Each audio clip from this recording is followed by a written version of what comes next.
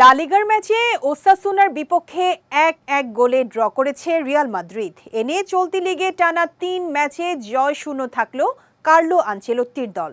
গতকাল ওসাসুনার মাঠে মুখোমুখি হয় দু দল। এদিন ম্যাচের ১৫তম মিনিটে কিলিয়ান এমবাপ্পের গোলে এগিয়ে যায় রিয়াল মাদ্রিদ।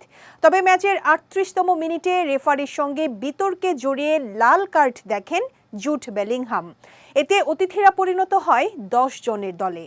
এদিকে প্রথমার্ধে এগিয়ে থাকলেও পরিস্থিতি বদলে যায় ম্যাচের দ্বিতীয়ার্ধে। রিয়ালের ১০ জনের দলে পরিণত হওয়ার সুযোগ নিয়ে ম্যাচের ৫৮ মিনিটে সমতায় ফেরে ওসাসুনা। পেনাল্টি থেকে গোল করে স্বাগতিকদের ১-১ সমতায় ফেরান আন্তে বুদিমি।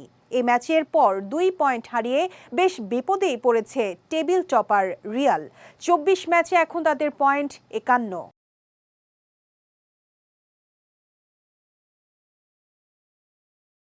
লাল কার্ড নিয়ে ম্যাচ শেষে সাংবাদিকদের বেলিংহাম জানান, তিনি রেফারিকে অপমান করেননি, বরং নিজের হতাশা প্রকাশ করছিলেন। তিনি আরও বলেন, এমন আচরণ করাটা শুধুমাত্র নিজের অভিব্যক্তি ছিল। রেফারির উদ্দেশ্যে তিনি কিছু বলেননি। এদিকে রিয়ালের কোচ কার্লো আনচেলত্তি বেলিংহামের লাল কার্ডকে অন্যায় বলে অভিহিত করেছেন। তার মতে বেলিংহাম এমন কিছুই করেননি যার জন্য তার লাল কার্ড পাওয়ার কথা। এই ম্যাচ শেষে শেষ ১৬তে যাওয়ার লড়াইয়ে চ্যাম্পিয়ন্স লিগের দ্বিতীয় লেগে আগামী বুধবার ম্যানচেস্টার সিটির মুখোমুখি হবে রিয়াল মাদ্রিদ।